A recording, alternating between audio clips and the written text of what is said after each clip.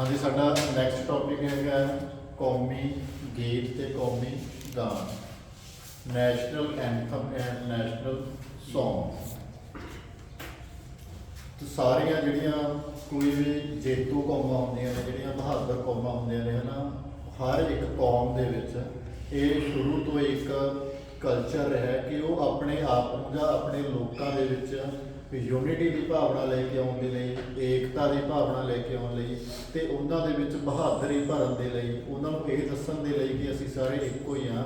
वो किसी ना किसी तरह के गीत की वरतों करते हैं, किसी ना किसी तरह के शब्दों की वरतों करते हैं। तो साडे देश दे विच भी एवें दे शब्दों की वरतों कीती जाती रही है। सब तो पहला जिहड़ी चीज़ की वरतों होंदी रहिंदी सी साडे कोल हैगा सी साडा वंदे मातरम, जिन्हों असीं साडा कौमी गीत कहने आ। दूसरा साडे कोल आउंदा है साडा कौमी गान, जिन्हों असीं जन गण मन कहने आ। पहला गल आपां साडे नैशनल एंथम की करांगे, साडे कौमी गान की करांगे, फिर असीं गल करदे हां साडे कौमी गीत की। कौमी गान जिहड़ा नैशनल एंथम असीं सारे फैमिली दी हां, क्योंकि असीं सारे स्कूलों के विच काम कर रहे हैं ना। तो जिहड़े भी स्कूल दे विच असीं काम करते हैं तो सानूं सारिआं नूं पता ही होगा कि हर एक स्कूल दे विच जदों मॉर्निंग असैंबली हुंदी है तो मॉर्निंग असैंबली स्टार्ट कितों हुंदी है, साडी प्रेयर तो। तो यह प्रेयर की जाती है, की क्यों जाती है, की कारण हैगा की ये किन्ना ने लिखी सी, ये सारा डिस्कस करांगे। तो सब तो पहला जिहड़ा साडा कौमी गाना है लिखिया किन्ना ने है, रविंदर नाथ टैगोर जी ने। रविंदर नाथ टैगोर भारत के इक्को एक लेखक ने जिन्हां नूं सब तो वड्डा ਸਾਹਿਤ अवार्ड मिले, जिन्होंं असीं नोबल प्राइज़ कहते हैं। तो ਸਾਹਿਤ का सब तो वड्डा नोबल प्राइज़ है जिहड़ा वो किहनूं मिलिया होया, ਸਾਹਿਤ का सब तो वड्डा प्राइज़, ਸਾਹਿਤ का सब तो वड्डा अवार्ड वो किहनूं मिलिया होया, साडे इंडिया दे विच रविंदर नाथ टैगोर नूं। कदों मिलिया सी? 1913 1913 दे विच मिलिया सी। किहड़ी किताब दे लई मिलिया सी? गीतांजलि किताब लिखी सी इन्हां ने कवितावां दी, जिहदे लई इन्हां नूं नोबल प्राइज़ दिता गया 1913 दे विच। तो इहदा रविंदर नाथ टैगोर जी की गल हो गई कि उन्होंने ਸਾਹਿਤ का नोबल प्राइज़ मिले। सब तो वड्डा एक किताब उन्होंने लिखी गीतांजलि, जिहदे लई उन्होंने एडा वड्डा प्राइज़ दिता गया। तो इस तो बाद इन्हां दी जीवनी सी जिहड़ी एक जर्मन राइटर रूमा रूला ने लिखी सी, इन्हां तो इंस्पायर होकर, नहीं सॉरी, वो तो स्वामी विवेकानंद की लिखी थी उन्होंने। रविंदर नाथ टैगोर से जिहड़े इन्होंने ਸਾਹਿਤ अवार्ड मिलिया होया, जिन्होंं असीं नोबल प्राइज़ कहते हैं, गीतांजलि बुक दे लई। तो पहली बारी इंडिया के जिहड़ा जन गण मन सीगा, ये कदों गाया गया? ये गाया गया 27 दिसंबर 1911, 27 दिसंबर 1911। तो 27 दिसंबर 1911 को जी इंडियन नैशनल कांग्रेस सी उहदा इकट्ठ होया सीगा, उहदे इकट्ठ दे विच ये गाया गया सीगा, गाया रविंदर नाथ टैगोर ने सीगा। कई इसकी विरोधता इस गान की तां करके भी करते हैं, जिवें राजीव दीक्षित है, जो तुसीं उहदी वीडियो सुनी होवे तो वो अपने लैक्चर दे विच कहंदे ने कि यह गाना कदों गाया गया सी? जदों पहली बारी ब्रिटिश एक किंग सीगा, किंग जॉर्ज, जदों पहली बार वो इंडिया आया 1911 दे विच, तां उहदे स्वागत दे विच यह गाना गाया गया। साडे जिहड़े कम्यूनिस्ट लोग ने थोड़े इस चीज़ का विरोध क्यों करते हैं? वो ज़्यादा जिहड़ा रेलीवेंट है जां जिहड़ा बहादुरी भरिया शब्द ने जिहड़े वो किहनूं मनदे ने, वंदे मातरम नूं, इहदे नाल। तो यही बहुत ज़्यादा इस करके क्रिटिसिज्म हुई सी कि यह पहली बारी कदों गाया गया, किहदे नाल लिंक हो गया? जदों किंग जॉर्ज पहली बारी आया सी, उस सभा दे विच इसनूं गाया गया जदों किंग जॉर्ज जिथे प्रेजेंट सीगा। तो यह कहा गया कि यह किहदी उस्तत दे लई गाया गया, ते भारत की उस्तत दे लई नहीं गाया गया। किहदे लई गाया है? उन्होंने अंग्रेज़ों की उस्तत दे लई। पर एक्चुअल दे विच इहदे अर्थ ने जिहड़े बहुत ज़्यादा डूंघे ने, वो सानूं इस मैप तो पता लगणगे। तो पहली बारी 27 दिसंबर 1911 को गाया गया है, किंग जॉर्ज के आउण ते गाया गया। वैसे असैंबली सी, हो सकता उदों हाले रविंदर नाथ टैगोर नूं पता भी ना होवे भी की चीज़ है। हुण दूजी चीज़ उन्होंने ये भी जोड़ दी कि नोबल प्राइज़ भी उन्होंने किन्ना ने दवाया, क्योंकि उन्होंने उस्तत दे विच एक गाना गाया सीगा, उस तो बाद किताब लिखी, उस तो बाद नाल दी नाल 1913 दे विच उन्होंने की मिल जाता? नोबल प्राइज़ मिल जाता। हुण उस तो अगली गल साडे कोल आउंदी है कि इस गान नूं असीं ने अडोप्ट कदों कीता? संविधान के थ्रू असीं कीता 26 जनवरी 1950 नूं, जदों असीं पहली बारी साडा गणतंत्र दिवस मनाया आज़ादी तो बाद, तो उत्थे असीं नूं एज ए कौमी गान अडोप्ट किया। ਇਸ ਗਾਂ ਨੂੰ ਅਡਾਪਟ ਕਰਨ ਦਾ ਕਾਰਨ ਇੱਕ ਮੰਨਿਆ ਜਾਂਦਾ ਕਿ ਕਿਉਂਕਿ ਜਿਹੜਾ ਜੇ ਤੁਸੀਂ ਬੰਦੇ ਮਾਤਰਮ ਪੜ੍ਹਿਆ ਹੋਵੇ ਤਾਂ ਉਹ ਪੜ੍ਹਨ ਦੇ ਵਿੱਚ ਉਹਦੇ ਵਰਡ ਨੇ ਜਿਹੜੇ ਉਹ ਬਹੁਤ ਜ਼ਿਆਦਾ ਡਿਫਿਕਲਟ ਨੇ। ਜੇ ਉਹ ਪੜ੍ਹਾਂਗੇ ਹੋ ਸਕਦਾ ਸਾਨੂੰ ਕਿਸੇ ਨੂੰ ਯਾਦ 2-3 ਦਿਨ 'ਚ ਵੀ ਨਾ ਯਾਦ ਹੋਣ, ਜੇ ਲਗਾਤਾਰ ਪੜ੍ਹਦੇ ਰਹੀਏ ਤਾਂ ਇਹਦੀ ਸ਼ਬਦਾਵਲੀ ਸੀ ਜਿਹੜੀ ਉਹ ਸੌਖੀ ਸੀ, ਤਾਂ ਕਰਕੇ ਇਸ ਨੂੰ ਸਾਡੇ ਨੈਸ਼ਨਲ ਐਂਥਮ ਵਜੋਂ ਅਡਾਪਟ ਕੀਤਾ ਗਿਆ। ਤਾਂ ਇਸ ਦਾ ਜਿਹੜਾ ਪਲੇਇੰਗ ਟਾਈਮ ਆ ਉਹ ਕਿੰਨਾ ਹੈ 48 to 52 ਸੈਕਿੰਡਸ, 48 ਤੋਂ 52 ਸੈਕਿੰਡ ਦੇ ਵਿੱਚ ਇਹ ਗਾਇਆ ਜਾਣਾ ਚਾਹੀਦਾ ਹੈ। ਜੇਕਰ ਅਸੀਂ ਇਹਦਾ ਸੰਖੇਪ ਪਾਠ ਕਰਨਾ ਹੈ, ਇਨ ਸ਼ਾਰਟ ਦੇ ਵਿੱਚ ਪੜ੍ਹਨਾ ਹੈ, ਤਾਂ ਅਸੀਂ ਕਿੰਨਾ ਟਾਈਮ ਲਵਾਂਗੇ 20 ਸੈਕਿੰਡ ਲਵਾਂਗੇ। ਤਾਂ ਇਹਨੂੰ ਗਾਉਣ ਦੇ ਟਾਈਮ ਕੀ ਨੇ 15 ਅਗਸਤ, 26 ਜਨਵਰੀ, ਉਸ ਤੋਂ ਬਾਅਦ ਰਾਸ਼ਟਰਪਤੀ ਦੇ ਰਾਜਪਾਲ ਦੀ ਸਲਾਮੀ ਦੇਣੀ ਹੋਵੇ ਤਾਂ ਅਸੀਂ ਯੂਜ਼ ਕਰ ਸਕਦੇ ਹਾਂ। ਕੋਈ ਵੀ ਨੈਸ਼ਨਲ ਇੰਟੀਗ੍ਰੇਟਡ ਹੋਈ ਹੋਵੇ, ਜਿੱਥੇ ਨੈਸ਼ਨਲ ਇੰਟੀਗ੍ਰੇਸ਼ਨ ਹੋਈ ਹੋਵੇ, ਕੋਈ ਨੈਸ਼ਨਲ ਮੂਵਮੈਂਟ ਚੱਲ ਰਹੀ ਹੈ, ਉੱਥੇ ਵੀ ਇਹਨੂੰ ਗਾ ਸਕਦੇ ਹਾਂ ਅਸੀਂ। 20 ਸੈਕਿੰਡ ਸੰਖੇਪ ਪਾਠ ਕਰਨਾ ਹੋਵੇ, ਜੇਕਰ ਅਸੀਂ ਸੰਖੇਪ ਦੇ ਵਿੱਚ ਇਹਨੂੰ, ਜੇ ਤਾਂ ਅਸੀਂ ਧੁਨ ਤੇ ਗਾਉਣਾ ਫਿਰ ਤਾਂ ਅਸੀਂ ਕਿੰਨੇ ਟਾਈਮ 'ਚ ਗਾਵਾਂਗੇ 48 ਤੋਂ 52 ਸੈਕਿੰਡ ਦੇ ਵਿੱਚ। ਪਰ ਜੇ ਸੰਖੇਪ ਦੇ ਵਿੱਚ ਗਾਉਣਾ ਹੋਵੇ ਇਹਨੂੰ, ਜਾਂ ਕਿਸੇ ਨੂੰ ਅਸੀਂ ਵੈਸੇ ਸ਼ਬਦਾਵਲੀ ਅਸੀਂ ਕਿਸੇ ਬੱਚੇ ਨੂੰ ਸਿਖਾ ਰਹੇ ਹਾਂ ਤਾਂ ਸੰਖੇਪ ਪਾਠ ਜਿਹੜਾ ਇਹਦਾ ਕੀਤਾ ਜਾਣਾ ਚਾਹੀਦਾ ਉਹ 20 ਸੈਕਿੰਡ ਦੇ ਵਿੱਚ ਕੀਤਾ ਜਾਣਾ ਚਾਹੀਦਾ। ਯਾਨੀ ਕਿ ਟਾਈਮ ਹੈ ਜਿਹੜਾ ਉਹਦਾ ਟਾਈਮ ਘੱਟ ਵੱਧ ਨਹੀਂ ਹੋਣਾ ਚਾਹੀਦਾ। 20 ਸੈਕਿੰਡ ਦੇ ਵਿੱਚ ਸੰਖੇਪ ਪਾਠ ਹੋਊਗਾ ਜੇ ਤੁਸੀਂ ਨੇ ਕਰਨਾ, ਤੇ ਜੇਕਰ ਤੁਸੀਂ ਉਹਨੂੰ ਧੁਨ ਦੇ ਉੱਪਰ ਗਾਉਣਾ ਹੈ ਤਾਂ ਧੁਨ ਦੇ ਉੱਪਰ ਗਾਇਆ ਜਾਊਗਾ ਇਹ 48 ਤੋਂ 52 ਸੈਕਿੰਡ। ਇੱਕ ਇਹਦੀ ਡਿਕਸ਼ਨਰੀ ਚੈੱਕ ਕਰ ਲਈ, ਕੰਪੋਜੀਸ਼ਨ ਕਿਹਨਾਂ ਨੇ ਦਿੱਤੀ ਸੀ, ਜਿਹੜਾ ਅਸੀਂ ਨੈਸ਼ਨਲ ਐਂਥਮ ਦੀ ਅੱਜ ਕੱਲ੍ਹ ਕੰਪੋਜੀਸ਼ਨ ਜਿਹੜੇ ਕੰਪੋਜੀਸ਼ਨ ਦੇ ਵਿੱਚ ਗਾਉਣੇ ਆ ਅਸੀਂ, ਹਨਾ, ਤਾਂ ਇਹ ਲੈ ਹੈ ਜਿਹੜੀ ਸੰਗੀਤ ਦੀ ਇਹ ਕਿਹਨਾਂ ਨੇ ਤਿਆਰ ਕੀਤੀ ਸੀ। ਹੁਣ ਅੱਗੇ ਆ ਜਾਓ, ਅਸੀਂ ਇਹਦੇ ਸ਼ਬਦਾਂ ਤੇ ਆਉਂਦੇ ਹਾਂ। ਅਸੀਂ ਸ਼ਬਦ ਹੈ ਜਿਹੜਾ ਇਹਦੇ ਵਿੱਚ ਵਰਤਦੇ ਹਾਂ ਕਿ ਜਨਮਨ ਗੰਨ ਦੀ ਨਾਇਕ ਜਾਇਆ ਇਹ ਬਾਹਰ ਅੱਗੇ ਹੁੰਦਾ। ਤਾਂ ਪਹਿਲੇ ਦੇ ਵਿੱਚ ਕੀ ਹੈ, ਅਸੀਂ ਕਿ ਭਾਰਤ ਦੇ ਭਾਗ ਜਿਹੜੇ ਬੰਦੇ ਨੇ 4 ਚੰਨ ਲਾਏ ਨੇ, ਭਾਰਤ ਦੇ ਭਾਗ ਨੂੰ, ਉਸ ਕੁਦਰਤ ਨੂੰ, ਉਸ ਪਰਮਾਤਮਾ ਨੂੰ ਉਹ ਧੰਨਵਾਦ ਕਰਦਾ ਕਿ ਭਾਰਤ ਹੈ ਜਿਹੜਾ, ਭਾਰਤ ਦੇਸ਼ ਨੂੰ ਤੂੰ ਇੰਨਾ ਖੁਸ਼ਹਾਲ ਬਣਾਇਆ।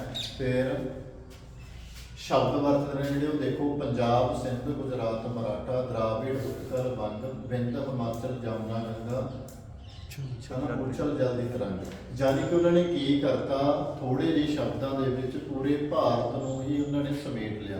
ਹੁਣ ਜਿਵੇਂ ਉਹ ਕਹਿੰਦੇ ਨੇ, ਸ਼ੁਰੂ ਕਰਦੇ ਨੇ ਕਿ ਪੰਜਾਬ ਕੀ ਸੀ ਉਸ ਸਮੇਂ, ਇੱਕ ਟੈਰੀਟਰੀ ਸੀ। ਅੱਜ ਕੱਲ੍ਹ ਅੱਧਾ ਜਿਹੜਾ ਸਾਡਾ ਪੰਜਾਬ ਆ ਉਹ ਪਾਕਿਸਤਾਨ ਦੇ ਵਿੱਚ ਚਲਾ ਗਿਆ, ਪਰ ਉਹ ਉਹਨਾਂ ਨੇ ਕਦੋਂ ਲਿਖਿਆ ਸੀਗਾ ਇਹ, ਆਜ਼ਾਦੀ ਤੋਂ ਪਹਿਲਾਂ, ਜਦੋਂ ਸਾਰੇ ਦਾ ਸਾਰਾ ਪੰਜਾਬ ਵੀ ਸਾਡਾ ਸੀ, ਜਦੋਂ ਇਹ ਸਿੰਧ ਵਾਲਾ ਭਾਗ ਸੀ ਇਹ ਵੀ ਸਾਡਾ ਸੀਗਾ। ਤਾਂ ਉਹ ਕੀ ਕਹਿੰਦੇ ਨੇ, ਪੰਜਾਬ, ਸਿੰਧ ਵੀ ਸਾਡਾ ਭਾਗ ਹੈ, ਗੁਜਰਾਤ ਵੀ ਸਾਡਾ ਭਾਗ ਹੈ। ਪੰਜਾਬ, ਸਿੰਧ, ਗੁਜਰਾਤ, ਮਰਾਠਾ ਜਿਹੜਾ ਮਹਾਰਾਸ਼ਟਰ ਵਾਲਾ ਪੋਰਸ਼ਨ ਹੈ ਸਾਰਾ, ਉਹਨੂੰ ਕੀ ਕਿਹਾ ਉਹਨਾਂ ਨੇ, ਮਰਾਠਾ। ਦਰਾਵਿੜ ਜਿਹੜੇ ਕੇਰਲਾ ਤੇ ਤਾਮਿਲਨਾਡੂ ਵਾਲੇ ਪੋਰਸ਼ਨ ਨੇ, ਇਹਨਾਂ ਨੂੰ ਦਰਾਵਿੜ ਕਿਉਂ ਕਿਹਾ ਗਿਆ। ਇੱਕ ਥਿਊਰੀ ਹੈ ਜਿਹੜੀ ਇਹ ਕਹਿੰਦੀ ਹੈ ਕਿ ਅਸੀਂ ਜਿਹੜੇ ਸਾਰੇ ਲੋਕ ਆ, ਐਕਚੁਅਲ ਦੇ ਵਿੱਚ ਅਸੀਂ ਇੱਥੋਂ ਦੇ ਨੇਟਿਵ ਲੋਕ ਨਹੀਂ ਹੈਗੇ।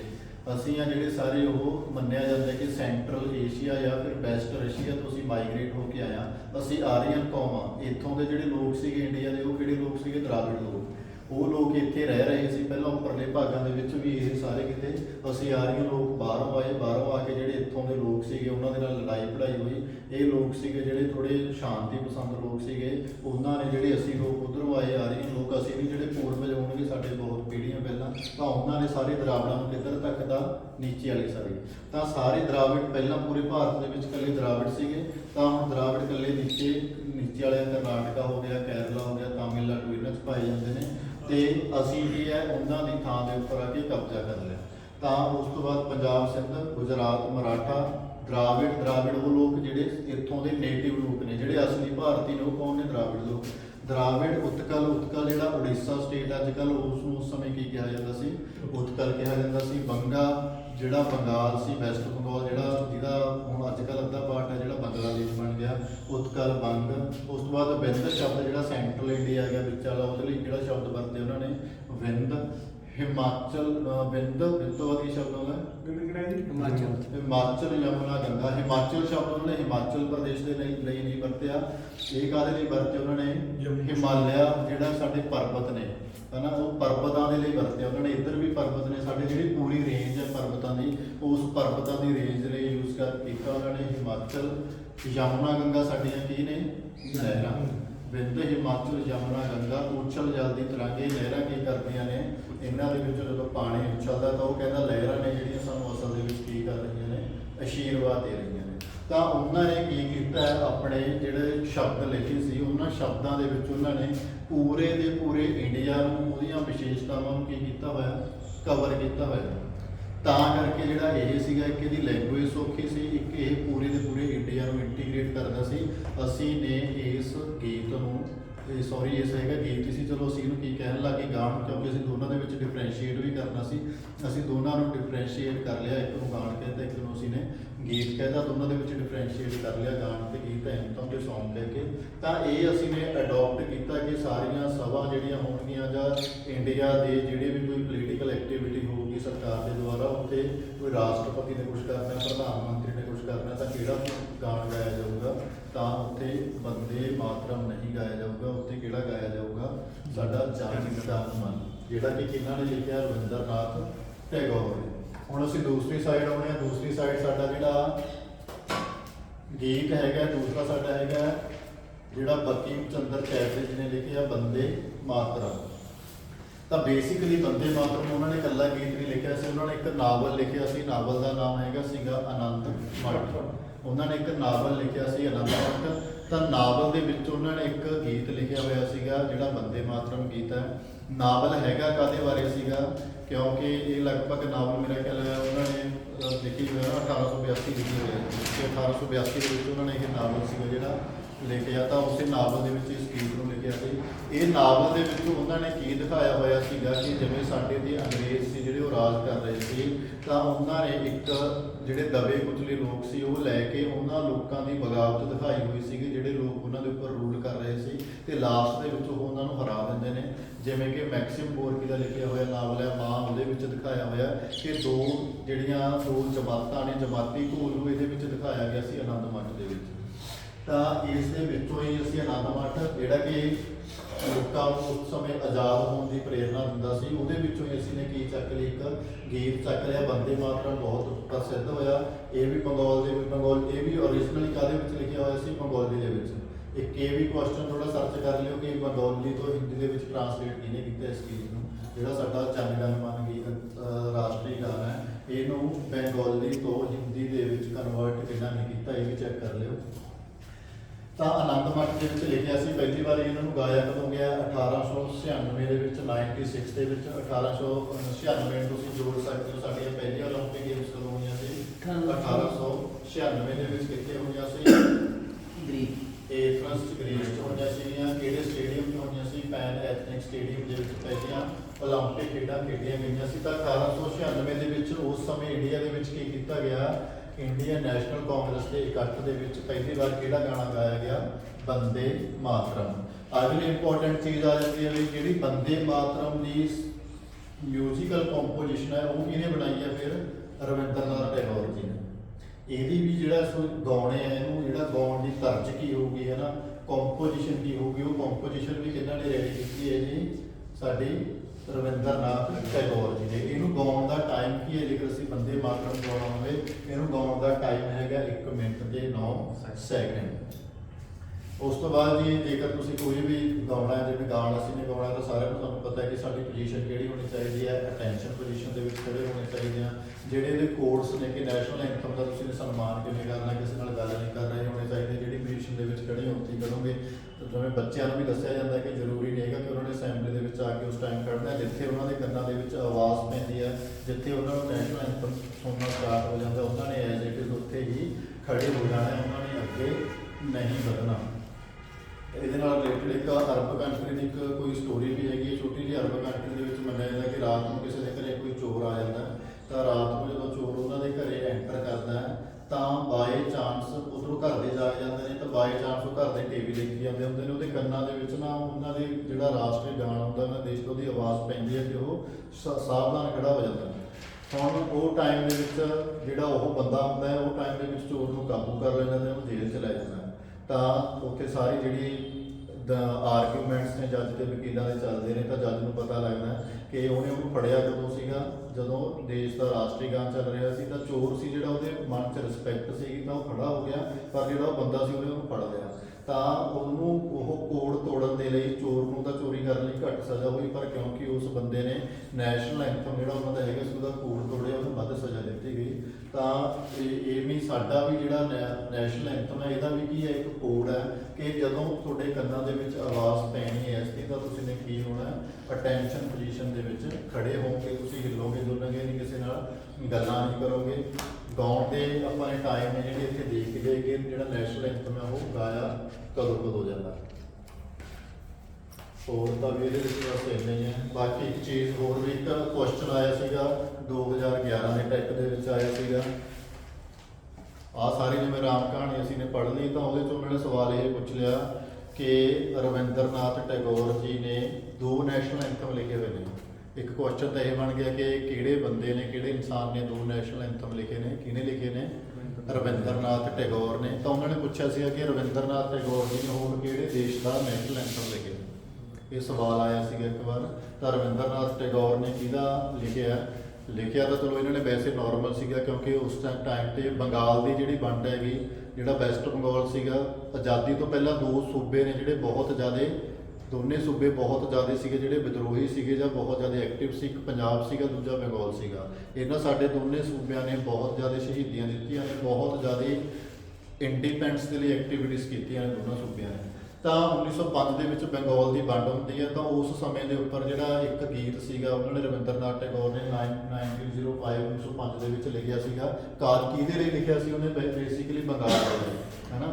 ਬਾਅਦ ਦੇ ਵਿੱਚ ਉਹ ਬੰਗਾਲ ਦਾ ਟੁਕੜਾ ਹੋ ਕੇ ਕੀ ਬਣਦਾ, 1971 ਦੇ ਵਿੱਚ ਬੰਗਲਾਦੇਸ਼ ਬਣਦਾ ਹੈ। ਤੇ ਬੰਗਲਾਦੇਸ਼ ਵਾਲੇ ਬਣਨ ਤੋਂ ਬਾਅਦ ਆਪਣਾ ਕੌਮੀ ਗੀਤ ਹੈ ਜਿਹੜਾ ਰਾਸ਼ਟਰੀ ਗੀਤ, ਉਹ ਕਿਹਨੂੰ ਅਪਣਾ ਲੈਂਦੇ ਨੇ, ਜਿਹੜਾ ਉਹਨਾਂ ਨੇ ਲਿਖਿਆ ਸੀਗਾ ਅਮਰ ਸੋਹਣਾ ਬੰਗਲਾ, ਅਮਰ ਸੋਹਣਾ ਬੰਗਲਾ, ਯਾਨੀ ਕਿ ਉਹਨਾਂ ਨੇ ਬੰਗਾਲ ਦੇ ਲਈ ਲਿਖਿਆ ਸੀਗਾ ਰਵਿੰਦਰਨਾਥ ਟੈਗੋਰ ਜੀ ਨੇ। ਪਰ ਜਦੋਂ ਉਹ ਆਜ਼ਾਦ ਹੋ ਗਏ, ਸਾਡੇ ਤੋਂ ਵੱਡ ਹੋ ਗਏ ਬੰਗਲਾਦੇਸ਼ ਵਾਲੇ, ਤਾਂ ਉਹਨਾਂ ਨੇ ਇਸੇ ਨੂੰ ਕੀ ਕਰ ਲਿਆ, ਅਡਾਪਟ ਕਰ ਲਿਆ ਐਜ ਏ ਆਪਣਾ ਨੈਸ਼ਨਲ ਐਂਥਮ। ਤਾਂ ਰਵਿੰਦਰਨਾਥ ਟੈਗੋਰ ਜੀ ਨੇ 2 ਨੈਸ਼ਨਲ ਐਂਥਮ ਲਿਖੇ ਹੋਏ ਨੇ, ਇੱਕ ਬੰਗਲਾਦੇਸ਼ ਦਾ ਤੇ ਇੱਕ ਸਾਡਾ। ਜਗਸੀਰ ਉਹ ਲੱਭੇ ਦੋਨੇ? ਹਾਂਜੀ, ਇਹਦੇ ਵਿੱਚ ਤਾਂ ਜੀ ਰਵਿੰਦਰਨਾਥ ਆਪਣਾ ਇੱਕ ਵਾਰ ਦੁਬਾਰਾ ਦੇਖ ਲਈਏ ਜੀ। ਜਨ ਗਣ ਮਨ ਜਿਹੜਾ ਉਹ ਕਦੋਂ ਲਿਖਿਆ ਗਿਆ ਸੀ, 11 ਦਸੰਬਰ 1911 ਨੂੰ। ਪਹਿਲੀ ਵਾਰੀ ਗਾਇਆ ਕਦੋਂ ਗਿਆ, 27 ਦਸੰਬਰ 1911 ਨੂੰ। ਤੇ ਜਿਹੜਾ ਇਹ ਇੰਡੀਅਨ ਕਨਸਟੀਟਿਊਸ਼ਨ ਨੇ ਅਡਾਪਟ ਕੀਤਾ ਐਜ਼ ਏ ਨੈਸ਼ਨਲ ਐਂਥਮ, ਤਾਂ ਇਹਦੇ 'ਚ ਥੋੜੀ ਡਿਸਕ੍ਰਿਪੈਂਸੀ ਹੈ ਕਿ ਕਿਤਾਬ ਦੇ ਵਿੱਚ ਲਿਖਿਆ ਹੋਇਆ 26 ਜਨਵਰੀ ਤੇ ਗੂਗਲ ਸਾਨੂੰ ਕਿੰਨਾ ਦੱਸ ਰਿਹਾ 24 ਜਨਵਰੀ ਦਾ, ਇਹ ਕ੍ਰੋਸ ਚੈੱਕ ਕਰ ਲਾਂਗੇ। ਉਸ ਤੋਂ ਬਾਅਦ ਰਵਿੰਦਰਨਾਥ ਟੈਗੋਰ ਜੀ ਨੇ ਇੱਕ ਹੋਰ ਦੇਸ਼ ਦਾ ਨੈਸ਼ਨਲ ਐਂਥਮ ਲਿਖਿਆ ਜਿਹੜਾ ਬੰਗਲਾਦੇਸ਼ 1972 ਦੇ ਵਿੱਚ ਬਣਿਆ। ਉਹਨਾਂ ਨੇ 1905 ਦੇ ਵਿੱਚ ਇੱਕ ਗੀਤ ਲਿਖਿਆ ਸੀ ਅਮਰ ਸੋਹਣਾ ਬੰਗਲਾ। ਤਾਂ ਜਦੋਂ 1972 ਦੇ ਵਿੱਚ ਬੰਗਲਾਦੇਸ਼ ਬਣਦਾ ਹੈ, ਉਹ ਇਸ ਗੀਤ ਨੂੰ ਐਜ਼ ਆਪਣਾ ਨੈਸ਼ਨਲ ਐਂਥਮ ਹੈ ਅਡਾਪਟ ਕਰਦਾ ਹੈ। ਅੱਗੇ ਸਾਡਾ ਹੈਗਾ ਸੀ ਕੌਮੀ ਗੀਤ ਬੰਦੇ ਮਾਤਰਮ, ਇਹ ਬੰਕਿਮ ਚੰਦਰ ਚੈਟਰਜੀ ਜੀ ਨੇ ਲਿਖਿਆ ਸੀਗਾ। ਇਹਨਾਂ ਨੇ ਬੇਸਿਕਲੀ ਇੱਕ ਨਾਵਲ ਲਿਖਿਆ ਸੀ ਆਨੰਦਮਠ 1882 'ਚ ਲਿਖਿਆ ਗਿਆ, ਤੇ ਇਹ 1882 ਦੇ ਵਿੱਚ ਪਹਿਲੀ ਵਾਰੀ ਲਿਖਿਆ ਗਿਆ ਸੀਗਾ ਤੇ ਪਹਿਲੀ ਵਾਰੀ ਗਾਇਆ ਗਿਆ ਸੀ 1896 ਦੇ ਵਿੱਚ। ਇੰਡੀਅਨ ਨੈਸ਼ਨਲ ਕਾਂਗਰਸ ਦਾ ਇੱਕ ਪੋਲੀਟੀਕਲ ਇਕੱਠ ਹੋਇਆ ਸੀ, ਉਹਦੇ ਵਿੱਚ ਪਹਿਲੀ ਵਾਰੀ 1896 ਦੇ ਵਿੱਚ ਗਾਇਆ ਗਿਆ।